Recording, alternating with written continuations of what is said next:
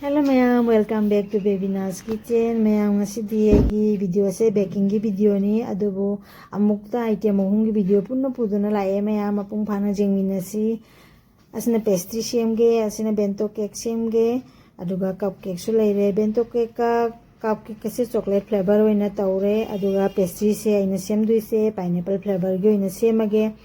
अरो सुमाइना pastry की sponge से सुमाइना bake तौरगा थम्मेको अदुगा मथकी मागी ब्राउन कलर ओइबसे अखोइना बेक तौबगी कोनगा ताइनाबा साइड से हाइफे हाइफे सुमाइना नाइफ अमगी मतेंग लौरगा सुमाइना कागा लौथोकचरे मैम असे सुमाइना तौना पूरा स्पॉन्ज की मथक्ता नपीबा सिंजे लोइना लौथोनी मैम अदुगा पेस्ट्री साबगी वीडियो असे मपुंग फाना जेंगसी अनौबे चिनाउना आइगी वीडियो असे जेंगबिबा लेरगदी प्लीज बेबीनास किचन बु सपोर्ट तौबिरमु सब्सक्राइब तौरगा सपोर्ट तौबिरोको मैम मसीगी मथक्ता मागी माने बेक तौबगी मागी कलर ओइबदो अदु सिंदो लोइना लौथोए साइड साइड सिम लोइना लौथोए अदुगा से मनिंग सिम खरा लौथोक्रसेबको असे अकाउदी नत्तेबको ओरगा सुने असे सिंसे लौथोपगी मथक्ता है सुमाइना लौथोनी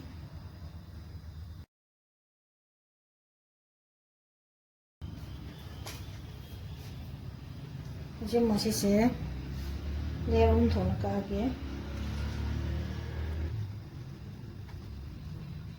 सुमाइना लेयर कक्पसे लेयर अनी न सेमसु जाय अहुम न सेमसु जाय अदो आई ngasi ina सेमिसिदि लेयर अहुम न सेमदुइनि खतंग चाउना सेमदुइनेबको अदुना आई लेयर अहुम थोना कक्चरे सुमाइना तौनाने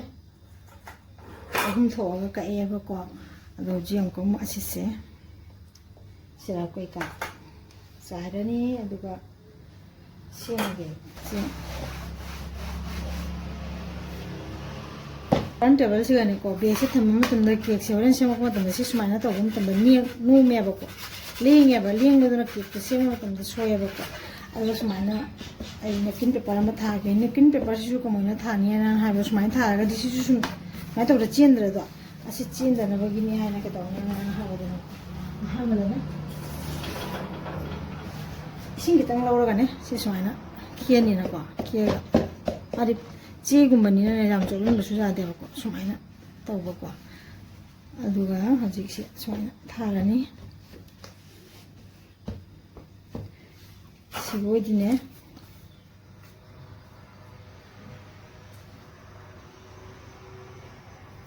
सिदि चेल मंगा मरोयबसे हैने चेल रोयबसे बदि हजिक चेल मंगा मरोयमा अदुना सुमाइना तौरगा थाजल्लेना अदुदी केक से सेम होरगे हाइदि पेस्ट्री से सेम होरगे केक सारना आई क्रीम से बिट तौरगा थमेबको क्रीम से खरा जाना बिट तौरे आइना सेम दुइसे केक से जाबनिना ने लेना असि से खतम जामनग्रे जामन ते खतम खतम हागा तो सुंदिनी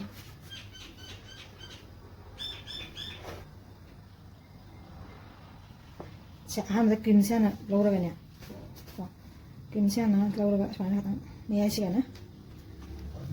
असलने सुमाइना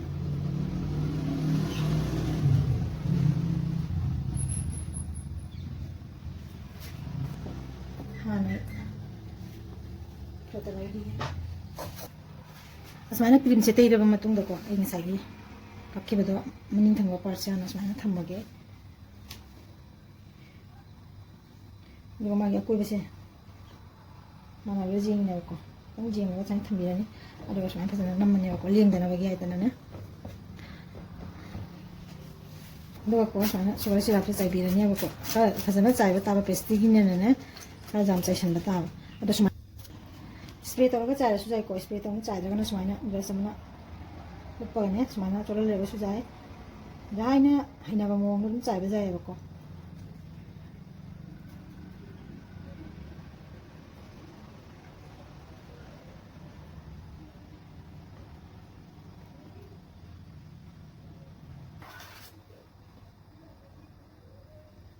देखो सुन प्लेले नाइफ सिना सुने सुन संदोके मान फजना संदोके मथौ तायबा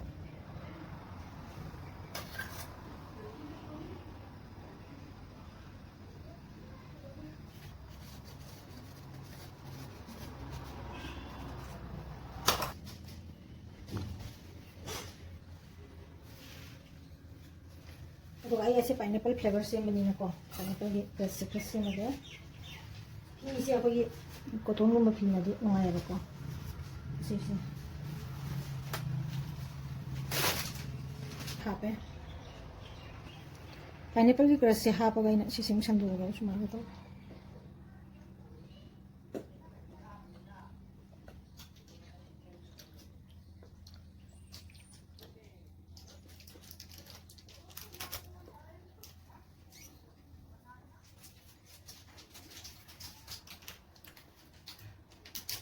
ऐसे नोनिंग द्रो कोई पाई खुलाई से कोई पक्का गीस थबक सुबह राजमिस्त्री है ना द्रने करी हाई में यामाई खंग दे कोई दिन राजमिस्त्री है बको अदो मोइना पाइबा कोई कोनी है बरे कनो अदो मान दरी को मोइना पक्का सुबह द पाइबा तो अदो मान ऐसे के लेयर से हाफ चलने है भाई सुबह सुबह सिराम ने मोइना सॉफ्ट टॉप है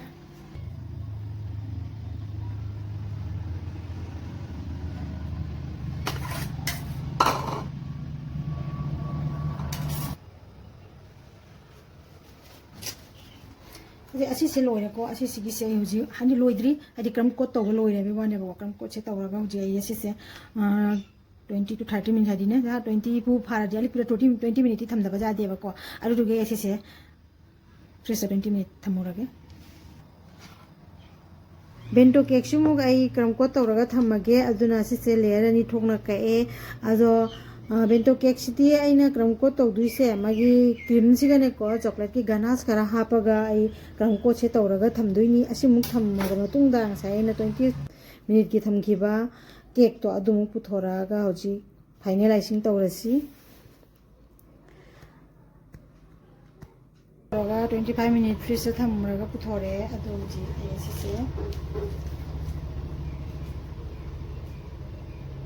फाइनलाइजिंग तौरसे को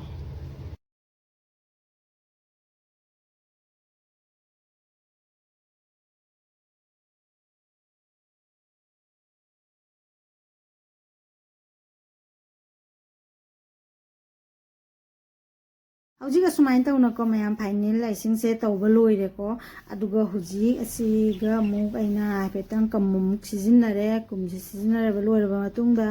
पाइनएप्पल जेल अमा use तौरगा jail Simu गइना pellet knife सिन लोइना संदोए संदोबा मतुंगदा को अमकम नाइफ से पाइरगा आइना सेमगदबा पेस्ट्री की साइज से चौबरगना चौबा पिकना होरगना पिकना अपामा साइज मतुंगिना सुमाइन तौरगा सेम बाजार है अदम खतंग चाउतक सेमे पेस्ट्री खतंग टोलोको अदो सुमाइना तौर पेस्ट्री सेमे असुमाइना तौरब मतुंगदको मथक्तमुको फ्रोस्टिंग तौब खरा डिजाइन तौसलनियबको सुमाइन तौना अपाम्ब डिजाइन से तौरनी अदो अइना अंगौबगी डिजाइन थोपसी मथक चेरी से हापके तौबनेबदो अदो हापत्रे अइना अदो सुमाइना तौरगा लोइरे अदुगा सिना बेंटो केक तुमुक अइना फाइनलाइजिंग तौरे सिगा अदो वीडियो से जामना मतम से तीन बाय तारे जामना हाइदी नंगदब खतंग ओइबना आई बेंटो केक से भाई आइसिंग तौर मतुंगा वीडियो से लौब ngамहौदरे अदुगा सिगा कप केक सिसु आइना अहुम खक ओइना पेक तौरेबको अदो अहुम मना हाइफे कप पिंक कलर ओहेले अदुगा लाइट पिंक दोइरा अदे अंगौ अहुम मना व्हाइट ओहेले बेंटो केक से सुमाइना तौरगा आइना डिजाइन से तौसले असिनी मयाम सिदा पैकिंग सु तौरे पेस्ट्री सिना सुमाइना हापे अदुगा कप केक सिना मना व्हाइट अमना पिंक से सुमाइना तौरा बॉक्स से हापे मयाम ngasi मैम वीडियो से मतंग से लोइसिनजरे मथंग द मनो वीडियो गं फंगनरसि मैम बाय मैम।